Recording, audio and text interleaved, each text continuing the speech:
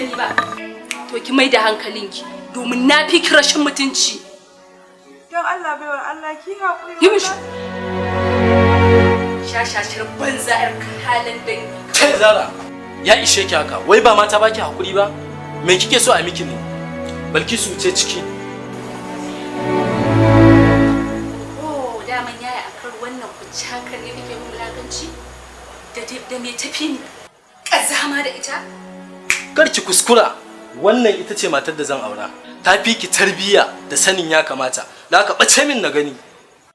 Lalle sihiri ya tasiri a kanka. Amma ka sani, muddin ina raye, wallahi ba za ka aure wannan kazamar ba. Yar dangi ce, wayo baiwar Allah.